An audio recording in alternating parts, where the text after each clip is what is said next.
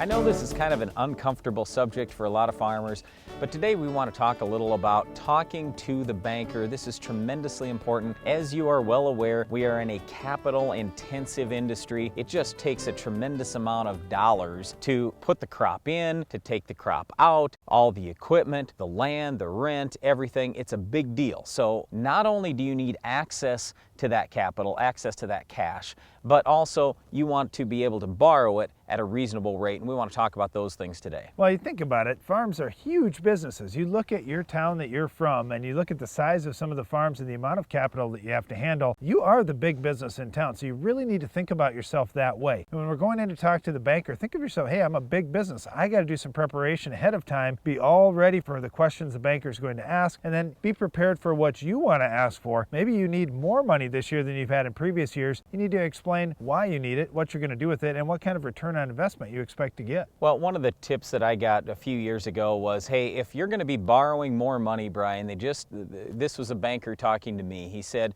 what you really should do is have an audited financial statement once. And that way you can go in and you can actually negotiate with your bank a little better. And for that matter, you could even shop it around a little bit. And I know that subject's a little taboo out there, but yes, you can shop your bank around just like you shop around your equipment dealer, your chemical dealer, your seed dealer. The big thing is you start multiplying out how many dollars you're going to borrow times that rate, and there can be an enormous difference there when you're able to borrow at a lower rate. So about 5 years ago for ourselves on our own farm, we were able to cut our rate in half.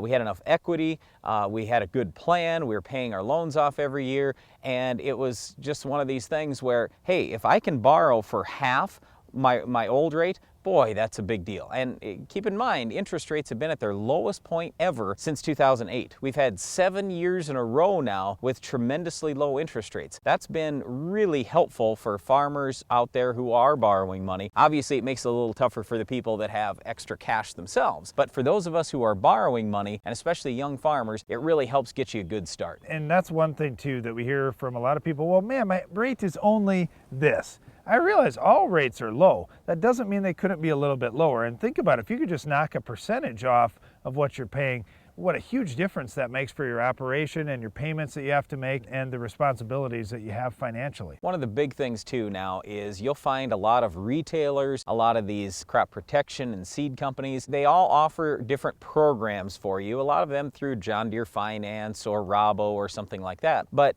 they're trying to get your finance dollar. Okay, there are plenty of other companies that are doing that, but what I encourage you to do is really run the numbers, because yes, it might be easier to just talk to your retailer about, oh yeah, we'll sign up for this program, that program.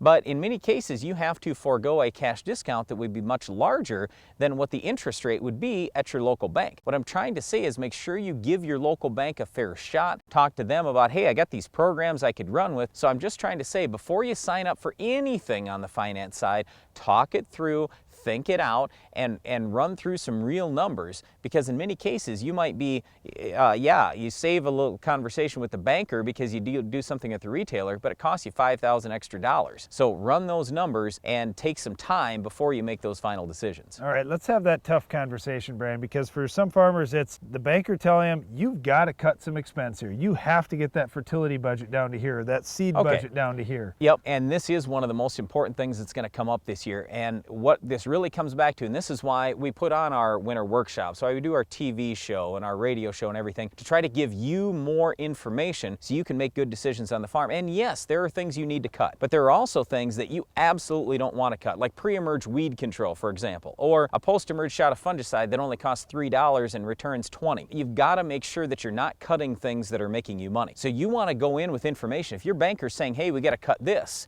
if you just say, well, look, here's my yield data from last year, and here I did a side-by-side, look at how I gained by putting a fungicide on or insecticide or anything else, or come with university data, something so you can back up your decision. So another thing we hear a lot about is guys that bought equipment and thought, wow, the way things are going, I could pay this off in 3 years. Yep. Now it looks more like a 5-year or a 10-year kind of plan. Yeah, but you know, when you look historically, how often in ag have you been able to pay off equipment in 2 years or 3 years. You can talk to your banker now and see if you can get a lower rate now for a longer term loan and extend a 3-year or 5-year thing out to a 10 or 15-year thing if you want to. All we're doing today is just trying to encourage you that, hey, local banks are still out there. Don't just look at the third-party options or anything like that. And if your local bank is hard to deal with another local bank. There are lots of them out there that have cash. They want to loan to farmers. In a lot of cases, the overall farm community has plenty of equity. So if you're in a good equity position, you should be able to borrow for a good interest rate and have some options going forward. Well, it is going to be important to have a good conversation with the banker this year, because even though times are a little bit tighter on the farm, we still have to do things like control our weed of the week.